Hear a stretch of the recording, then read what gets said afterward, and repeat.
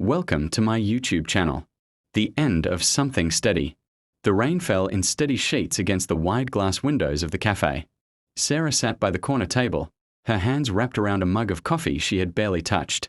Her reflection in the glass looked tired, drained, and older than her 30 years. 3 years of marriage, 3 years of stability, and in one reckless moment, she had thrown it all away. Her phone buzzed against the table. A message. She knew even before looking who it would be from. Daniel. Her ex-husband. The man she once believed she could live without, but whose absence now hollowed out every corner of her being. She hesitated, fingers trembling before swiping the screen. Daniel, the papers are finalized. Please don't contact me anymore. The words hit harder than she expected.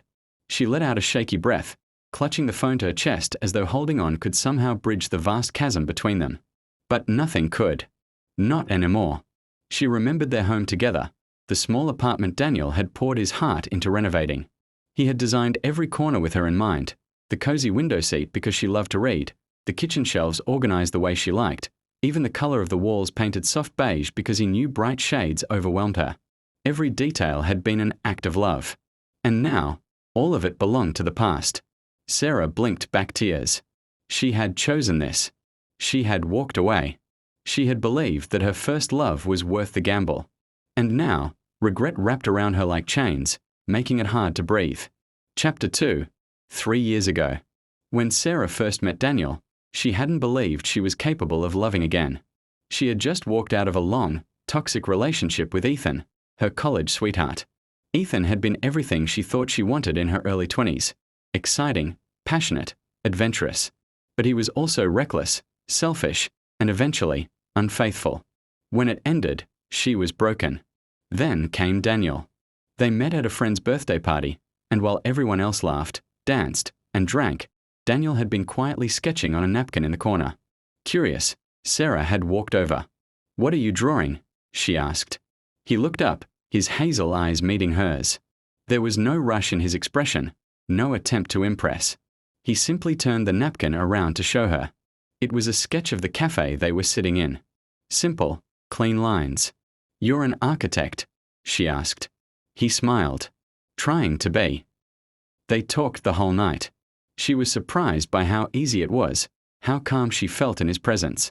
Ethan had always made her feel like she was chasing something just out of reach. With Daniel, she felt grounded. Safe.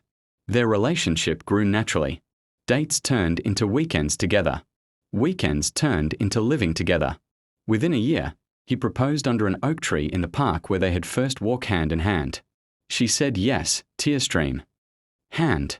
She said yes, tears streaming down her face, because she believed she had finally found someone who could heal her. And he did.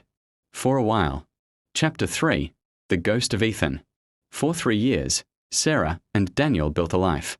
She loved his steadiness, the way he always listened, the way he brought her coffee in bed on Sunday mornings. They didn't have the whirlwind romance she once imagined, but they had something better, peace. Or so she thought. Then Ethan came back. It was at a marketing conference. She was presenting, nerves rattling her bones, when she looked out into the crowd and froze. Ethan sat in the front row, watching her with that same infuriating, intoxicating smile. Afterward, he approached her. "Sarah, you look incredible." Her chest tightened. Memories she had buried years ago rushed back. Late-night drives with music blasting, whispered promises under the stars, the kind of passion that left her dizzy. She had hated him for breaking her, but a part of her had never stopped wondering what if. He suggested coffee. She should have said no. But she didn't. One coffee turned into lunch. Lunch turned into dinners. Dinners turned into confessions of feelings that should have died years ago. And then one night, when Daniel was away on a work trip, Ethan kissed her. She didn't pull away. Chapter 4. The Betrayal. It wasn't just physical. It was emotional. Sarah began lying to Daniel, telling him she was working late when she was with Ethan, sneaking calls in the bathroom, laughing at jokes she didn't repeat at home. Daniel noticed. Of course, he noticed. One night, after she returned home late, he sat at the kitchen table with her phone in his hands. Her stomach dropped. "Sarah," he said quietly, "are you in love with him?" She froze. The silence between them screamed louder than words. She couldn't meet his eyes. That was all the answer he needed. Chapter 5. The Divorce. Sarah expected anger. She expected shouting. She expected him to fight for her. But Daniel didn't. "If you've chosen him," he said, his voice breaking though he tried to hold it steady, "then I won't stand in your way. I love you enough to let you go." The papers came quickly. Too quickly. Daniel signed them without hesitation. Ethan was there for her. Or so she thought. He held her hand, told her they would have the life they always dreamed of. For a few months, it almost felt true. But the cracks came fast. The truth about Ethan. Ethan was not Daniel. He was exciting, yes, but selfish. He was passionate, yes, but controlling. He demanded her time, her attention, her loyalty, but never gave the same in return. At first, she ignored it, told herself love required sacrifice. But the fights came. His jealousy, his temper, his carelessness. One night, after another argument, he looked at her coldly and said, "Maybe this was a mistake. Maybe we are better apart." And just like that, Ethan walked away. Sarah was left with nothing. No Ethan. No Daniel. No marriage. No first love. Just regret. Chapter 7. Regret. The silence of her apartment was suffocating. Every corner reminded her of Daniel. Every empty morning reminded her of the breakfasts he used to make. Every lonely night reminded her of what she had thrown away. She tried reaching out once. Sent him a long message apologizing, begging to meet. He replied only once. "Daniel, please don't contact me again. I'm moving on. I deserve better." And he was right. He did. Sarah cried herself to sleep that night, clutching her pillow as though it could replace him. Chapter 8. Consequences. Months passed. Sarah watched from a distance as Daniel's life moved forward. Through mutual friends, she heard he had started dating again. That he was smiling. That he was finally healing. It tore her apart. She tried to bury herself in work, in meaningless distractions, but nothing filled the void.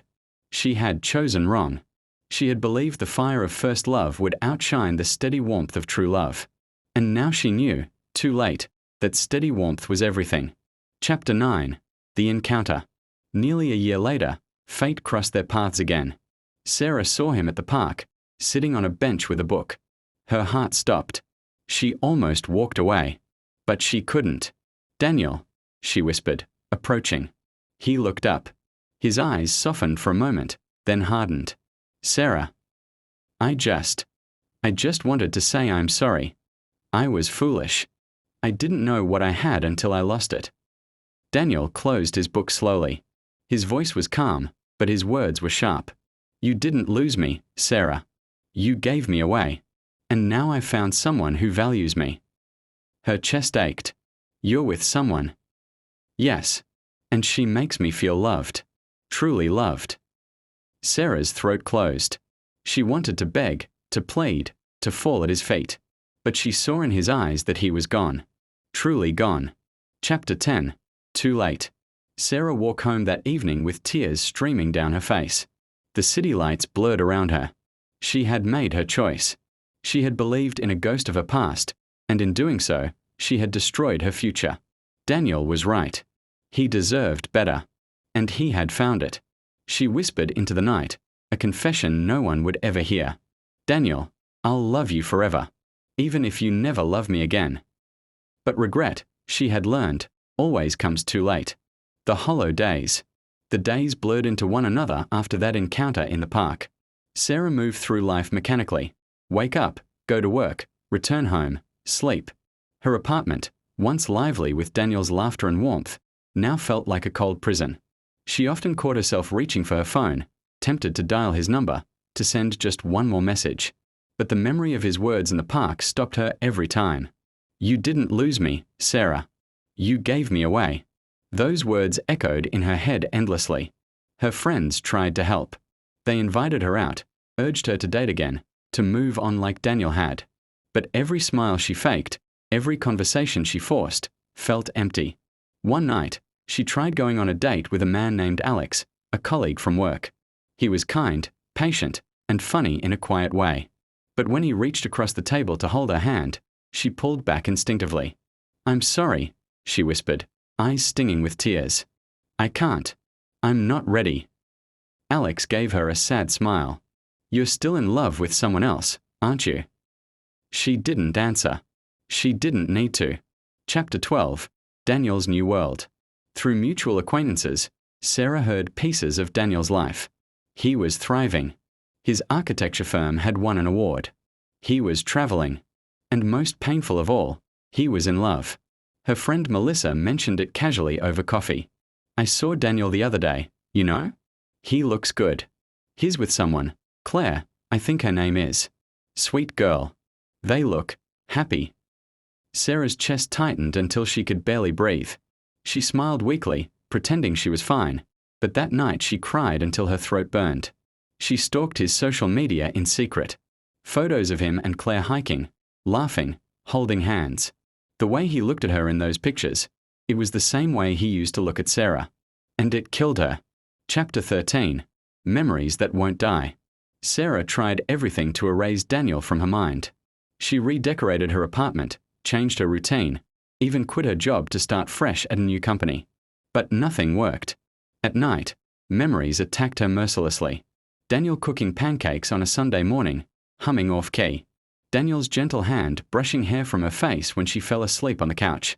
Daniel's quiet "I love you" before turning off the lights. Sometimes she swore she heard his footsteps in the hallway. Sometimes she woke up reaching for his side of the bed, only to find it cold and empty. Her regret was not a moment anymore. It had become her existence. Chapter 14. A chance to speak.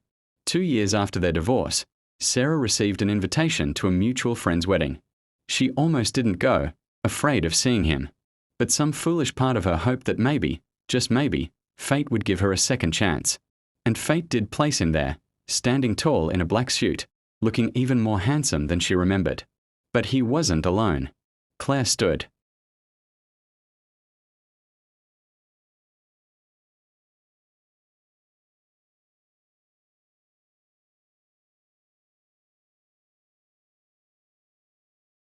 Sarah's heart shattered anew.